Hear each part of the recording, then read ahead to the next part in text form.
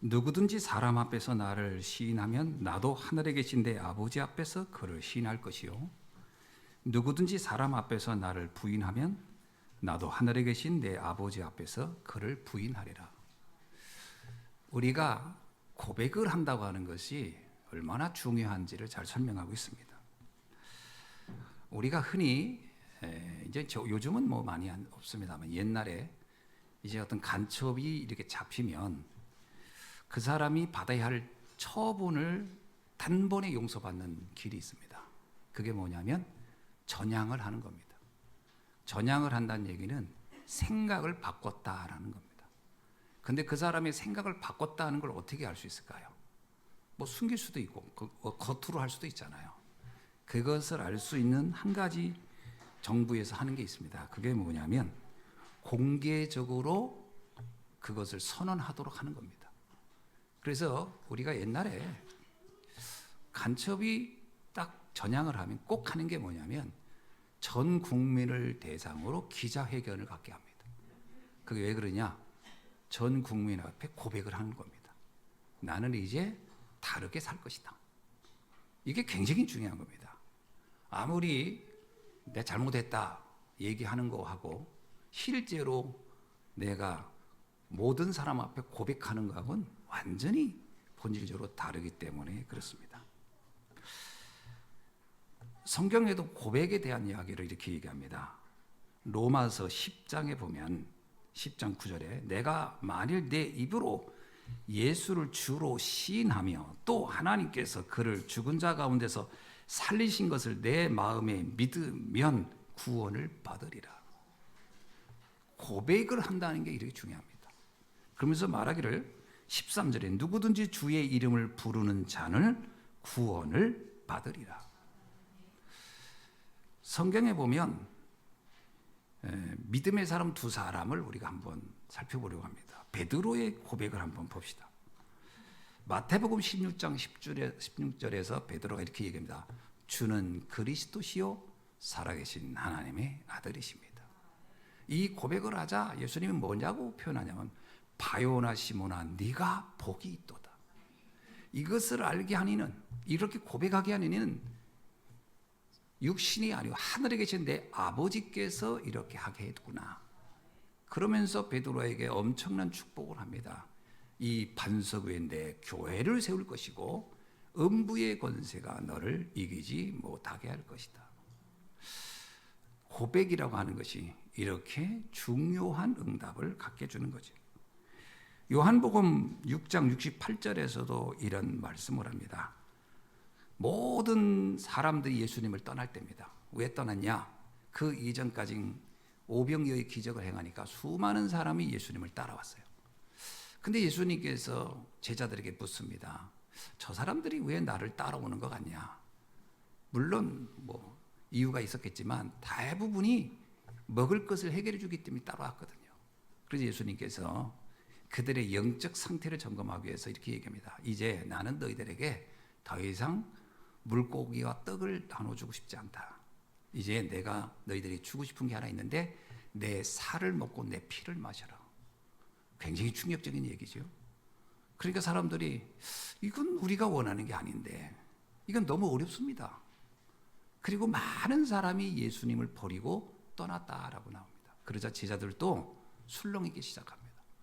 아니 저렇게 어려운 얘기를 하면 누가 알아듣겠냐. 그리고 제자들이 흔들흔들합니다. 그때 예수님께서 제자들에게 말합니다. 너희들도 나를 떠나겠느냐? 그러면 가라. 그때 베드로가 이렇게 얘기하거든요. 주여 영생의 말씀이 여기 있는데 우리가 어디로 가오리까? 이게 정말 어마어마한 고백을 그때 베드로가 했던 것이죠. 그것뿐만 아닙니다. 사도행전 4장 12절에서 베드로가 이렇게 얘기합니다. 안진뱅이를 고치고 난 이후에 많은 사람들이 특히 유대의 베드로와 요한이 한 이 행위에 대해서 이 바리새인들이 그걸 막 너무 싫어하는 거예요. 왜? 예수의 이름으로 이가 안진뱅이가 일어났다는 사실에 대해서 이게 알려지면 안 되겠다는 거예요. 그래서 이들의 말을 막 씁니다. 못하게. 그때 베드로가 한 얘기입니다. 다른 이로서는 구원을 얻을 수 없나니 천하 인간의 구원을 얻을 만한 다른 이름을 우리에게 주신 적이 없음이니라. 이 안진뱅이가 일어난 것, 그것은 바로 그리스도의 이름으로, 예수 그리스도의 이름으로 가능했던 것이다라고 말씀하고 있는 것이죠. 엄청난 고백이요, 놀라운 고백이요, 충격적인 고백이 아닐 수 없습니다. 자, 그렇다면 오늘 바울의 고백을 한번 봅시다. 바울은 오늘 고린도후서 5장 17절에서 이런 고백을 합니다. 뭐라고 하냐? 누구든지 그리스도 안에 있으면 새로운 피조물이라. 이전 것은 지나갔으니 보라, 새 것이 되었도다. 그리스도 예수 안에 있으면 모든 것이 달라진다는 것입니다. 오늘 이 비밀을 우리가 알고 고백할 수 있기를 주의 이름으로 축원합니다. 구원이라고 하는 것은 단지 상태가 조금 좋아지는 걸 말하는 게 아닙니다. 어려웠던 문제가 조금 해결되는 걸 말하는 게 아니에요. 구원은 근본이 달라지는 걸 말하는 겁니다. 그래서 새로운 피조물이라는 말을 하는 겁니다. 그러면서 이렇게 얘기합니다. 이전 것은, 과거의 것은 지나갔다. 과거에 어떤 삶을 살았던 그것이 문제가 되지 않는다라고 말씀하고 있는 거죠. 과거는 어떤 삶이었을까요? 창세기 3장 사건에 빠진 인간은 근본적으로요, 신분이 마귀의 자녀였던 겁니다. 그래서 그 마귀의 자녀의 삶, 그래서 요한복음 8장 44절에도 말하잖아요. 너희는 너희 아비 마귀에서 났느니라. 본질이 그랬다는 거예요. 구원은 바로 그 근원적인 그 상태가 바뀐 것을 말하는 것입니다.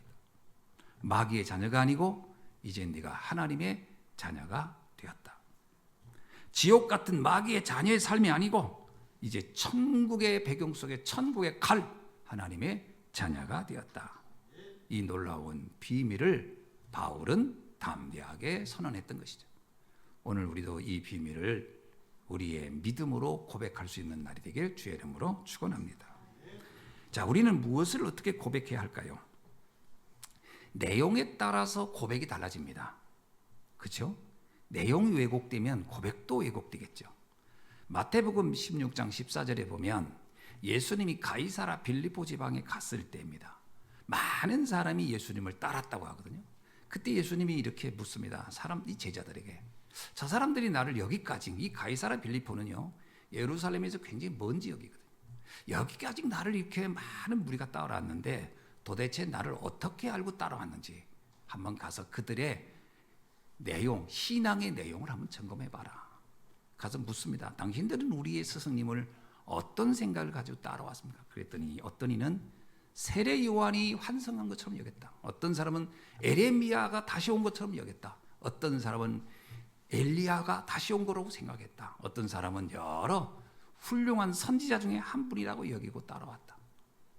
그것은 예수님을 바라보는 내용이 다른 거거든요. 그러니까 그 내용이 다른 것 가지고 다른 고백을 한 겁니다. 예수님을 가리켜서 어떤 사람은 세례 요한, 어떤 사람은 에레미야, 어떤 사람은 엘리야, 어떤 사람은 선지자 중에 하나, 이렇게 본 거거든요. 근데 예수님은요, 물론 세례 요한 같은 게 있습니다. 뭐 불의에 대해서 막 한 거 하고, 세례 요한은 그러다가 순교한 사람 아닙니까?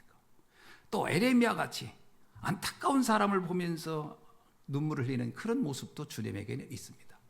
엘리야 같이 신비한 능력을 보이는 부분도 있어요. 선지자처럼 사람들에게 그 무지를 깨우쳐주는 스승 같은, 랍비 같은 역할도 있습니다. 그러나 이것은 예수님의 본질은 아닌 거지요. 이건 예수님의 사역이 아주 부분에 불과한 거예요. 예수님의 최고의 사역은 뭐죠? 그리스도인 겁니다. 그때 예수님이 이렇게 말합니다. 그러면 너희들은 나를 누구로 하겠느냐?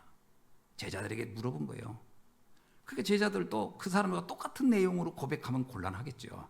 그때 베드로가 고백한 겁니다. 주님은 세례 요한도 아니요, 엘리야도 아니요, 에레미야도 아니요, 선지자 중에 한 사람도 아니요, 오직 주님은 살아계신 하나님의 아들이신 그리스도이십니다.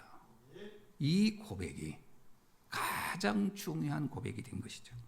그래서 고백에 따라서 응답이 다른 겁니다.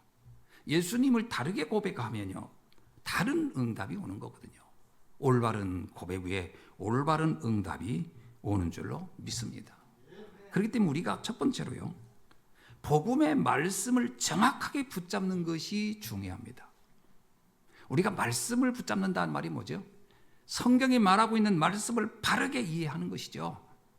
오늘 본문에 보니까 5장 1절에 이런 말씀을 합니다. 뭐라고 얘기하냐면 만일 땅에 있는 우리의 장막집이 무너지면 하나님께서 지으신 집 곧 손으로 지은 것이 아니요 하늘에 있는 영원한 집이 우리에게 있는 줄을 아느니라. 이건 무슨 얘기죠? 우리에게는 영원한 천국, 영원한 소망을 두고 있는 사람들이란 말입니다. 오늘 우리는 땅의 것을 보고 사는 사람이 아니요 영원한 것을 보고 사는 사람이라는 사실을 믿으셔야 할 줄로 믿습니다. 그래서 4장 17절에도 이런 얘기를 합니다. 뭐라고 얘기죠? 4장 18절에서 우린 고린도후서 4장 18절에서 이렇게 우리가 주목하는 것은 보이는 것이 아니요 보이지 않는 것이니 보이는 것은 잠깐이요 보이지 않는 것은 영원한 것이라.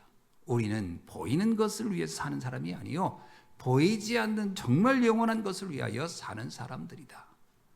오늘 우리의 신앙 고백이 이런 영적인 비밀을 가지고 우리가 예수를 그리스도로 고백하는 비밀이 있어야 할 줄로 믿습니다.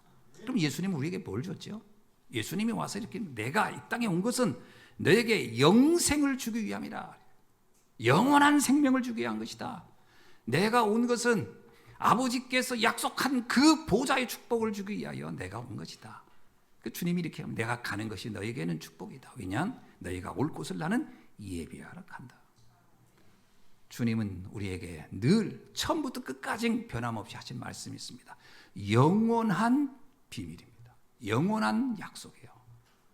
땅의 것이 전부가 아닌 하늘의 것을 보좌의 축복을 주님은 우리에게 늘 약속한 줄로 믿습니다.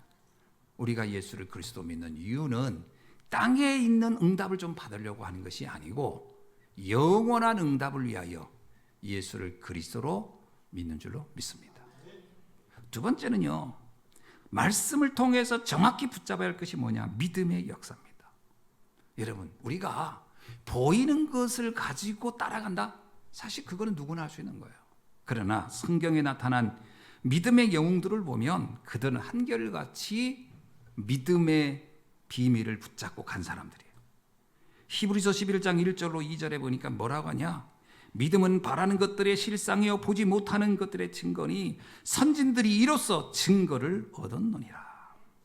그래서 오늘 5장 7절에도 이렇게 얘기합니다. 우리가 믿음으로 행하고 보는 것으로 행하지 아니하리로다. 우리가 어떤 것을 결정하고 어떤 것을 선택하는 것이 뭐냐? 보이는 것 때문에 하는 것이 아니라 보이지 않는 하나님의 약속, 믿음을 가지고 선택하는 것이요.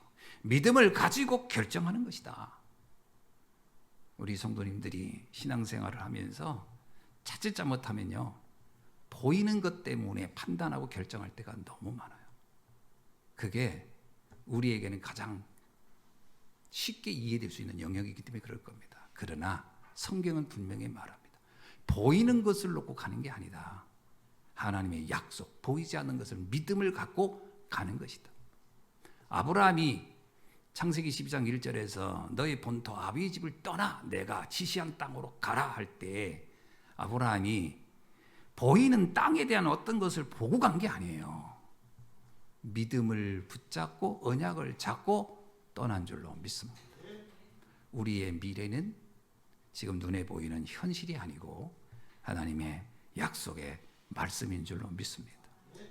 지금 설사 내 눈앞에 보이는 상황이 어렵습니까? 뭔가 지금 너무 막막합니까? 그것 때문에 미래가 달라질 거고 미래가 이상할 거라고 생각하십니까? 그게 불신앙입니다. 우리의 미래는 하나님의 약속에 있는 줄로 믿습니다. 그 약속을 잡고 가는 거예요. 그때 우리는 믿음의 선택을 하는 겁니다. 모세가 이스라엘 백성을 이끌고 갈 때 어디로 가지요? 좋은 땅으로 간 게 아닙니다. 편안하고 평탄한 곳으로 간 게 아니에요. 상상도 못한 광야로 간 겁니다. 아니 어떻게 하나님은 우리를 광야로 보냈을까요? 여기에서 중대한 착각을 한 게 백성들이었어요. 비록 지금 눈에 보이는 것은 광야지만 하나님이 약속한 것은 뭐였죠? 젖과 꿀이 흐르는 가나안이었어요. 모세와 여호수아와 갈렙은 그것을 알았어요. 우리는 하나님의 말씀이 실체라는 것이다. 우리는 그 말씀의 믿음을 붙잡고 우리는 가는 것이다. 근데 백성들은 그렇게 하지 않았어요. 왜 우리에게 먹을 게 없냐? 왜 마실 게 없냐? 왜 이렇게 덥냐? 왜 이렇게 춥냐? 우리는 광야에서 죽겠구나. 그게 백성들 대부분이 가졌던 생각이었어요. 여러분, 현실을 보면, 현실만 보면 낙심하게 됩니다. 현실만 보면 절망하게 됩니다. 그렇다면 뭐 하려고 말씀이 필요하고 신앙이 필요합니까? 하나님은 우리에게 말 그대로 막연한 이야기를 하고 있습니까? 희망 고문을 하는 걸까요? 요즘 젊은이들이 가장 많이 쓰는 말이 희망 고문이란 말을 쓰더라고요. 하나님의 말씀이 그냥 희망 고문일까요? 그렇지 않습니다. 하나님은 분명히 살아계신 하나님이시고 하나님의 말씀은 반드시 성취되는 줄로 믿습니다. 하나님의 말씀 중에 성취되지 않은 게 하나라도 있던가요? 그렇다면 주님은 우리에게 말씀합니다. 내가 너를 약속의 땅, 젖과 꿀이 흐르는 땅으로 인도할 것이다. 이것을 믿음으로 붙잡고 행했던 것입니다. 그래서 오늘 5장 7절에서 이렇게 합니다. 우리가 믿음으로 행하고 보는 것으로 행하지 아니하는 것이다. 우리는 보는 것을 놓고 움직이는 게 아닙니다. 보이지 않는 하나님의 말씀, 믿음을 따라 가는 사람인 줄로 믿습니다. 또 하나 우리는 참된 그리스도의 사랑을 알아야 합니다. 오늘 5장 14절에서 이렇게 얘기합니다. 그리스도의 사랑이 우리를 강건하게 하시는도다. 우리가 생각하건대 한 사람이 모든 사람을 대신하여 죽었은즉 모든 사람이 죽은 것이라. 하나님의 사랑은 어떤 거죠?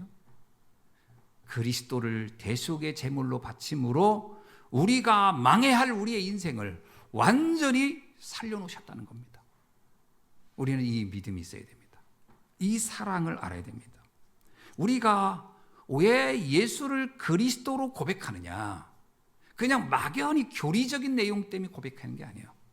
하나님께서 예수님을 이 땅에 십자가에서 우리의 모든 저주와 재앙을 완벽하게 해결하시는 그 대속의 제물로 보내셨음을 우리는 익히 알기 때문에 그래서 우리가 받아야 할 저주와 재앙을 주님이 우리를 대신하여 담당해 가신 줄로 믿습니다. 이사야서에 나오잖아요. 우리는 다 양 같아서 극히 제 길로 갔거늘 하나님께서는 그의 독생자를 보내셔서 우리로 하여금 우리가 받아야 할 모든 저주와 재앙을 주님께 담당케 하셨느니라. 우리가 예수를 그리스도로 믿는 이유는 우리가 받아야 할 모든 저주 재앙을 끝냈기 때문인 줄로 믿습니다. 이 고백은 우리로 하여금 완벽한 축복에 대한 확신을 갖게 하는 줄로 믿습니다. 조금도 의심하지 않기를 주의 이름으로 축원합니다. 지금 겪고 있는 문제, 이것 때문에 우리는 망하지 않을 것입니다. 고린도후서에서 말씀하지 않았습니까? 사방으로 우겨쌈을 당하여 쌓이지 않을 것이며 답답한 일을 당하여도 낙심하지 아니할 것이며 박해를 받아도 버림받지 아니할 것이며 거꾸로 트림을 당하여도 망하지 아니할 것이다.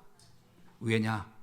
우리가 항상 예수의 죽음을 몸에 짊어짐으로 예수의 생명이 또한 우리 몸에 나타나게 하려 하셨기 때문이라. 예수께서 십자가에서 모든 저주와 재앙을 가져갔기 때문에 우리가 받아야 할 모든 저주 재앙은 끝난 줄로 믿습니다. 이것이 그리스도의 사랑에 대한 내용이죠. 우리가 왜 예수를 그리스도로 고백하느냐? 이 사랑 때문입니다. 요한일서 4장 10절에서 이렇게 얘기합니다. 사랑은 여기 있으니 우리가 하나님을 사랑하는 것이 아니요 하나님이 우리를 사랑하사 우리 죄를 속하기 위하여 화목제물로 그의 아들을 보내셨음이니라.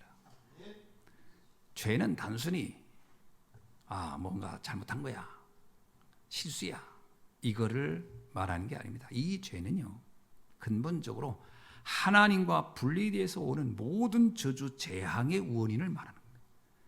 그 원인을 십자가에서 주께서 제거했다라는 겁니다. 그래서 예수님이 이렇게 얘기하죠. 나는 다 이루었다. 이 비밀을 여러분이 믿음의 고백의 내용으로 붙잡기를 주님의 이름으로 축원합니다. 이걸 정말 믿는다면 사실 낙심할 일도 없고 두려워할 일도 없을 것입니다. 두 번째는 말씀에 따라 올바른 고백을 해야 되겠죠. 예수님께서 3년 동안 제자들에게 이 비밀을 말씀했는데도 불구하고 제자들은 이걸 깊이 이해를 못했어요. 그래서 예수님이 십자가에서 죽으실 때 그것이 우리에게는 어마어마한 축복의 현장이요 응답의 자리임에도 불구하고 그들은 그걸 잘 이해 못했습니다. 그래서 그들은 두려움에 빠졌습니다. 그리고 그들은 다 흩어졌죠. 그 흩어진 제자들에게 부활하신 주님이 찾아가서 말합니다. 감람산으로 다시 와라. 그래서 감람산에 많은 제자들이 모이기 시작합니다. 12사도와 비롯해서 70인 제자들이 다 모였겠죠. 그때 그곳에서 주님이 세 가지의 중대한 말씀에 대한 핵심 내용을 전합니다. 첫째가 뭐냐? 사도행전은 누가가 쓴 거잖아요. 누가는 누가복음을 기록한 사람이고 사도행전을 기록한 거예요. 그래서 이걸 옛날에는 누가의 첫 번째 서신, 누가의 두 번째 서신이라고 했단 말이죠. 근데 여기서 이렇게 기록합니다. 누가가 먼저 쓴 글에는, 그러면 누가가 첫 번째 보낸 서신이란 말이에요. 그 첫 번째 서신이 뭐죠? 누가복음입니다. 누가복음의 핵심은 뭐예요? 예수 그리스도에 대한 이야기예요. 그래서 예수님이 이렇게 말합니다. 내가 그리스도다. 내가 오직 그리스도야. 오늘 우리가 고백할 첫 번째가 뭐냐? 예수만 그리스도라는 고백입니다. 여러분, 왜 예수가 그리스도일까요? 창세기 3장 15절에서 아담과 하와가 하나님을 떠났을 때 주신 첫 번째 약속이 여자의 후손이 와서 뱀의 머리를 짓밟을 것이다. 요한일서 3장 8절에 하나님의 아들이 온 것은 마귀의 일을 멸하려 하심이니라. 무슨 얘기죠? 예수님만 사단의 권세를 깨트릴 수 있는 분이시냐는 겁니다. 왜 우리가 예수를 그리스도로 고백하죠? 사단의 권세를 깨트리실 유일하신 분이기 때문입니다. 두 번째, 예수님은 흑암을 정복하실 분이십니다. 출애굽기 3장 18절에서 모세가 이렇게 얘기합니다. 바로 왕에게 내가 이 백성을 이끌고 희생제사를 드리려고 광야로 가야겠습니다. 희생제사는 그리스도를 상징합니다. 예수 그리스도가 이 400년의 모든 노예의 저주와 재앙을 단번에 끝내는 해결책이라는 겁니다. 예수님만이 우리의 모든 고통을, 모든 저주와 재앙을 해결할 유일한 해답이요 해결책이라고 하는 것을 고백하고 있는 것이죠. 또한 예수님께서는 요한복음 14장 6절에서 이렇게 얘기합니다. 내가 곧 길이요 진리요 생명이니 나로 말미암지 않고는 아버지께로 올 자가 없느니라. 우리가 하나님을 만나는 유일한 길, 그 길은 우리의 선행도, 우리의 양심도, 우리의 열심도 아닙니다. 우리가 하나님을 만나는 유일한 길은 예수 그리스도를 통하여 가는 겁니다. 그래서 예수님이 말합니다. 내가 곧 길이요 진리요 생명이니 나로 말미암지 않고는 아버지께로 올 자가 없느니라. 왜 우리는 예수만 그리스도로 고백합니까? 예수님만 사단을 해결할 유일한 왕이시요, 예수님만 우리가 겪게 할 모든 저주 재앙을 끝낼 참 제사장이시고, 예수님만 하나님을 만나는 유일한 길 되시는 참 선지자이기 때문에 우리는 예수를 그리스도로 고백하는 줄로 믿습니다. 두 번째, 우리가 고백할 내용이 있습니다. 예수 그리스도 안에서 반드시 하나님의 나라가 임한다는 사실입니다. 예수님이 제자들에게 이렇게 말합니다. 사도행전 1장 3절에서 40일 동안, 여러분, 예수님이 엄밀하게 말하면 승천도 미루고 바로 승천해야 되는데 부활해서 안 하고 40일간 제자들을 모아놓고 반복해서 하신 말씀이 뭐다? 하나님의 나라에 대하여 말씀했다. 왜 그랬을까요? 많은 사람이 이렇게 생각했습니다. 아, 예수 믿고 구원 받으면 다 된 거 아닐까? 맞습니다. 그게 전부겠죠. 그러나 그 구원으로 이루어지는 그 응답들에 대해서는 잘 모를 수가 있습니다. 하나님의 나라의 일, 사단의 나라가 무너지고 하나님의 나라가 세워지는 겁니다. 왜 하나님의 나라가 필요하죠? 에베소서 2장 2절에 보니까 이 땅은 공중권세 잡은 자가 지배하고 있다고 하는 겁니다. 그래서 마태복음 12장 29절에서 말씀합니다. 강한 자를 결박하지 않고는 그 집안에 있는 세간을 우리가 가져올 수 있겠냐? 강한 자, 공중권세 잡은 자를 결박하지 않고는 이 땅에 참된 평화와 참된 안정은 존재하지 않는다. 그래서 우리가 고백할 게 있습니다. 예수 그리스도만이 사단을 결박하실 분이기 때문에 반드시 그걸 믿는다면 우리에게 하나님의 나라가 임한다는 사실을 믿어야 할 줄로 믿습니다. 저는 예수 그리스도를 믿는데 지금 어려움이 있는데요. 저는 예수 그리스도가 분명히 예수가 그리스도를 믿는데 왜 우리에게는 문제가 있을까요? 잘 보시기 바랍니다. 요셉이 믿음이 참 좋았지 않습니까? 그런데 그 믿음의 고백을 했던 요셉에게도 환란이 계속 왔어요. 어떤 환란이죠? 노예로 팔려가고 억울하게 누명서 감옥에 가고. 자, 그런데 이게 요셉을 망하게 하지 않았어요. 도리어 이 과정은 요셉을 더 정금처럼 단련했고 더 중요한 사람을 훈련시켜서 마지막에는 전 세계, 애굽을 비롯해서 전 세계를 살리는 총리라는 축복의 자리로 하나님은 그를 올리신 겁니다. 그렇다면 그 과정은 뭐였죠? 요셉을 훈련시키는 일이었다. 지금 여러분에게 지금 오는 문제를 잘 보시기 바랍니다. 하나님의 나라가 임하는 것이 분명하다고 한다면 지금 겪고 있는 문제가 과연 나를 망하게 할 것인가? 과연 이것이 나를 절망으로 빠뜨릴 것인가? 그렇지 않을 것이라는 거예요. 이것은 여러분을 정금처럼 연단해서 반드시 축복의 자리로 인도해 주실 줄로 저는 확신합니다. 주님께서 말합니다. 베드로 전서를 한번 보실까요? 거기에 보면 이런 말씀이 있습니다.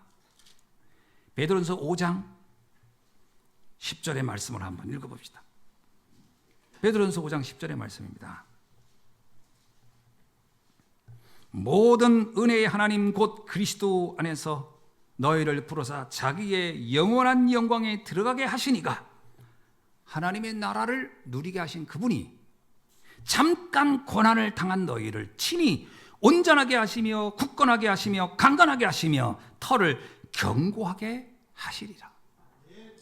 우리의 고난은 잠깐이라는 겁니다. 할렐루야. 여러분이 겪는 문제 영원할 것 같죠? 우리가 가장 고민하는 것 중에 하나가 뭐냐면 이 문제가 끝이 없는 긴 어둠의 터널을 가는 것 같다는 착각을 합니다. 그러나 터널은 아무리 길어도 결론이 있고 끝이 있는 겁니다. 믿으시기 바랍니다. 우리를 친히 온전하게 하며 굳건하게 하며 강하게 하며 털을 견고하게 하시려고 주시는 문제라는 사실입니다. 하나님의 나라는 변함이 없습니다. 하나님의 나라의 축복은 변함이 없는 것입니다. 그래서 예수님이 그것을 40일간을 약속한 겁니다. 잘 보세요. 초대교회 예수님이 승천한 이후에 어떤 일이 있었는가요? 핍박이 닥쳤습니다. 스데반이 순교하고요. 많은 어려움이 옵니다. 그러면 저주 재앙입니까? 이제 더 이상 신앙생활을 못하겠다 포기할 일입니까? 아닙니다. 그건 초대교회를 더 강하게 하고 더 견고하게 하고 더 굳건하게 하는 하나님의 축복의 여정이었습니다. 그래서 그들이 예루살렘을 복음화하고 유다를 복음화하고 나가서 로마를 복음화하는 데까지 이르게 된 것이죠. 이 비밀을 여러분이 굳게 붙잡고 응답받기를 주님의 이름으로 축원합니다. 그 주님이 우리에게 이렇게 얘기합니다. 기도할 때 너희는 먼저 그의 나라와 의를 구하라. 그렇습니다. 그것이 반드시 이루어지기 때문입니다. 또 하나는 우리가 무엇을 올바로 고백해야 되느냐? 성령의 역사입니다. 사도행전 1장 8절에서 성령이 너에게 임하시면 권능을 받고 예루살렘과 유다와 사마리아와 땅끝까지 이르러 내 복음의 증인이 되게 하리라. 여러분, 우리 힘으로는 사실 아무것도 할 수 없습니다. 사실은 우리 개인은 지난주 설명했습니다만 질그릇 속에 있는 보배, 질그릇 같은 존재예요.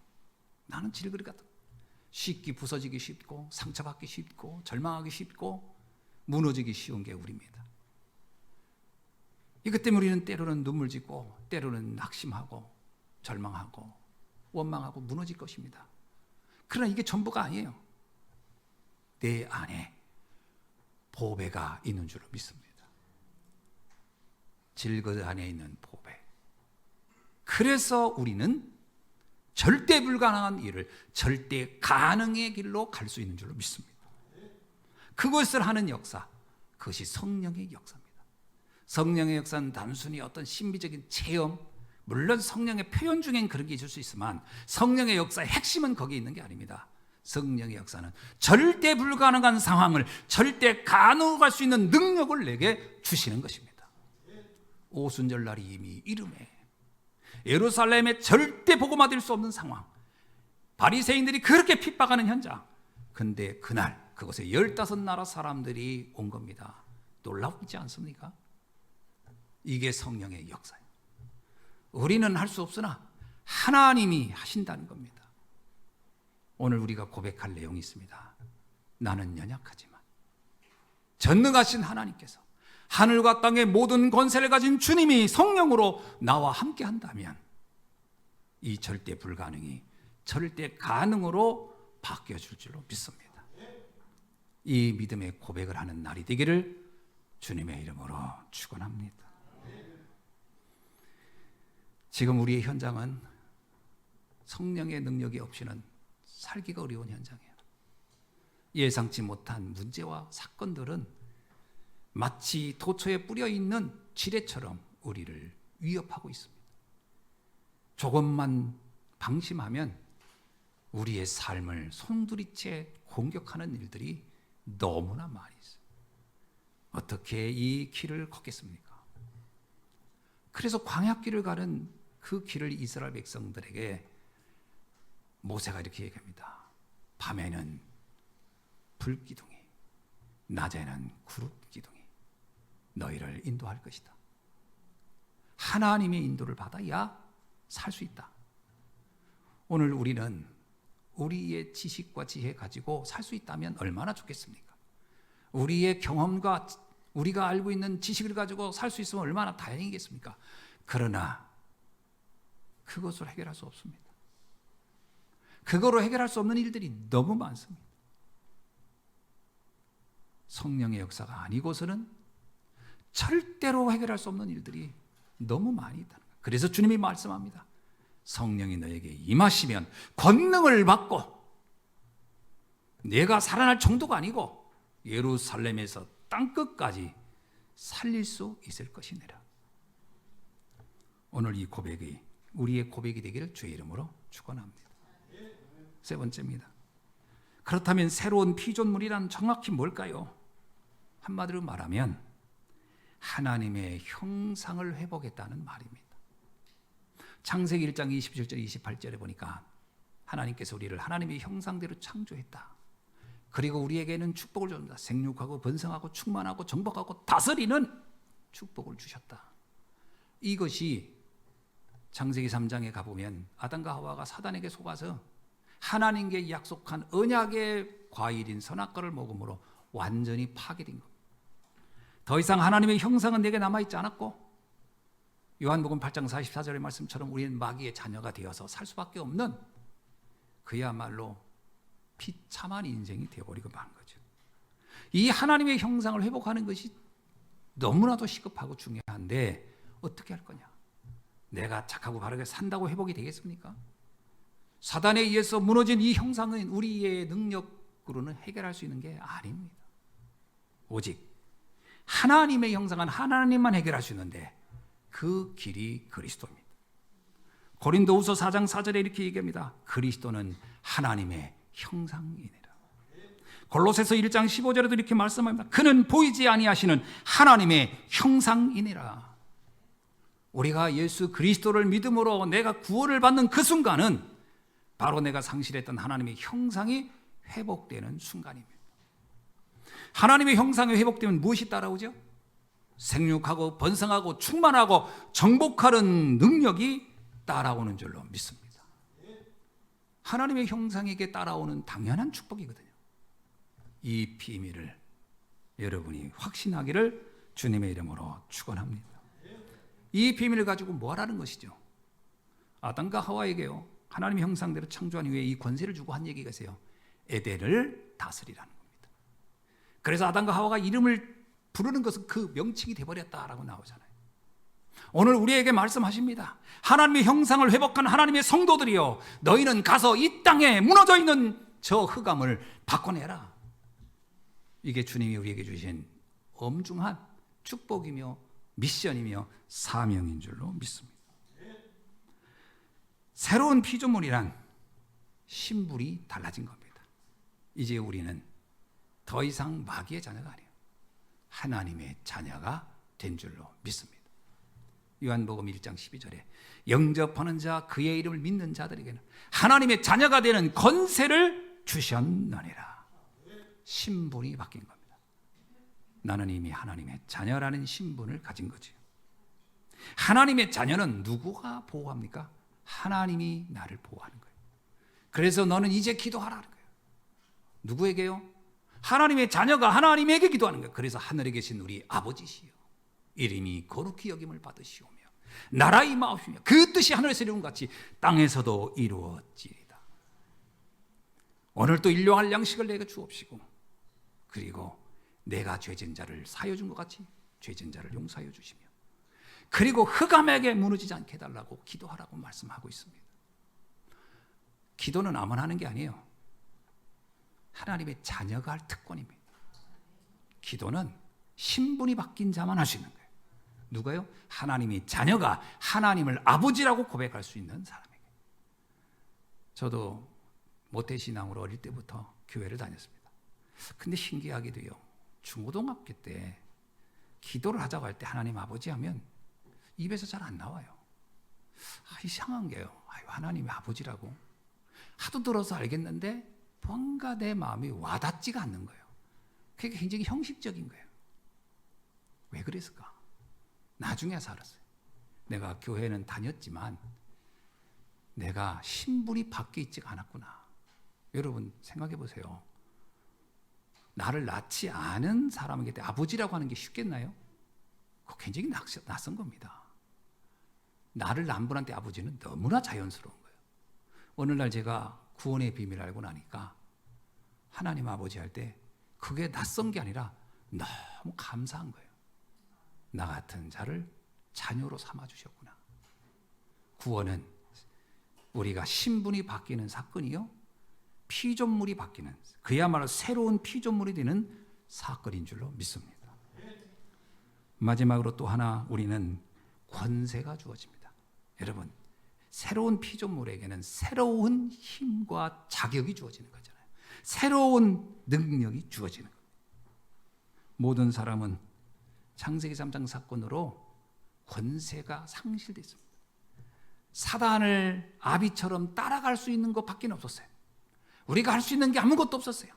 로마서 3장에 말하기를 바울은 이렇게 말합니다. 우리는 이미 죄인이었고, 우리는 피 흘리는 데 빠르며 거짓말에 익숙하고 죽이는 일에 더욱 우리 발걸음은 빨리 달린다.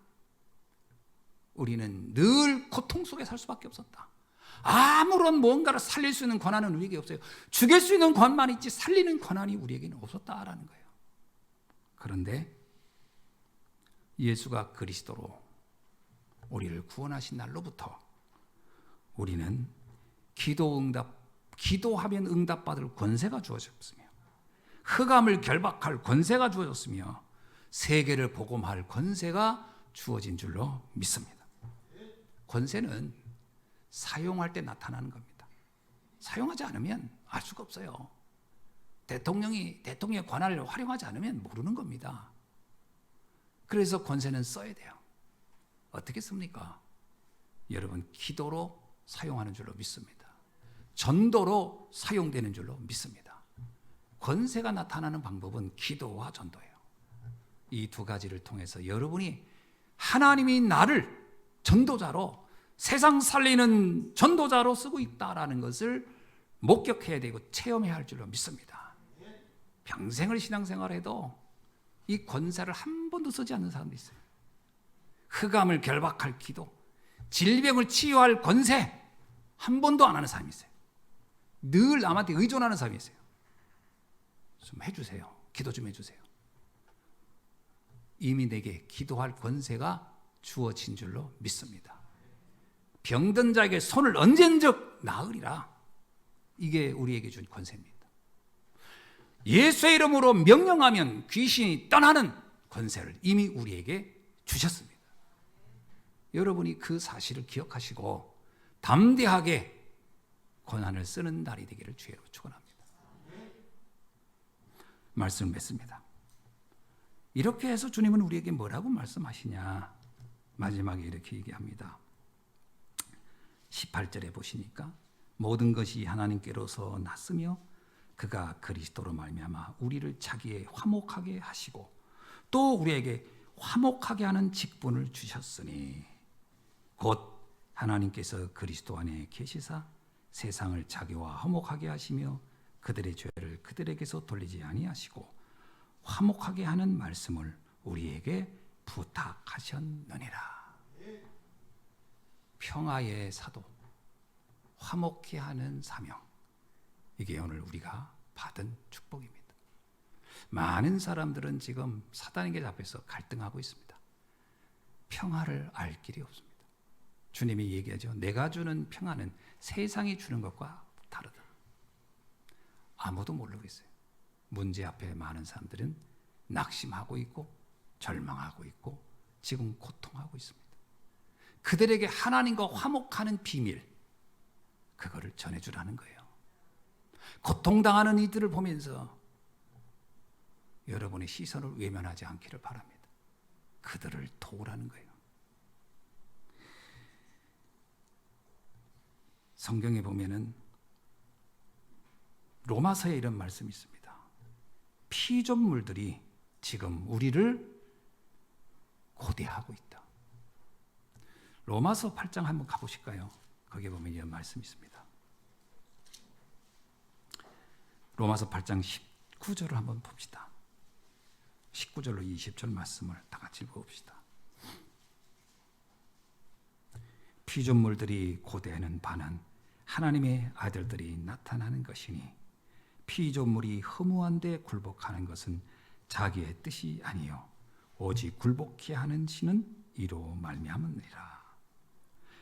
그러면서 21절에 그 바라는 것은 피조물들도 썩어짐의 종로로 탄 데서 해방되어 하나님의 자녀들의 영광의 자유에 이르는 것이니라. 아멘. 오늘 우리에게 이 복음으로 많은 사람에게 참된 평화를 주고 자유함을 전하는 겁니다. 진리를 알지니 진리가 너를 자유케 하리라. 이게 우리 전도자가 전해야 할 내용입니다. 진리는 어디 있죠? 내가 예수님을 했잖아요. 내가 곧 길이요 진리요 생명. 예수님이 진리입니다. 그 복음을 전해줄 때 사람들은 평화를 누리고 담다운 자유를 누리게 되는 줄로 믿습니다. 이것을 위하여 하나님 우리에게 귀한 사명을 준 겁니다. 너희는 가서 모든 민족에게, 모든 족속에게, 만민에게 가서 이 복음을 전하라. 제가 이제 화요일부터 2주간 카자흐스탄하고 러시아에 갔다 옵니다. 여러분들이 함께 저와 동참하시고 기도로 협력해 주시면 그 현장에 만한 모든 사람에게 진정한 평화와 참된 하나님 주신 자유함이 선포될 줄로 믿습니다. 그 비밀을 함께 여러분과 제가 나눌 수 있기를 바랍니다. 여러분이 늘 기도로 동참해 줄 수 있기를 바라겠습니다. 기도하겠습니다. 하나님 감사합니다. 오늘도 새로운 피조물이라는 이 비밀의 말씀을 가지고 주님 앞에 다시 한번 받은 축복, 은혜를 가지고 고백해 하시니 감사합니다. 이 놀라운 언약을 가지고 세상을 살리는, 가정을 살리고 교회를 살리고 민족과 세계를 살리는 전도자로 쓰임받게 하옵소서. 주 예수 그리스도의 이름으로 기도하옵나이다. 아멘.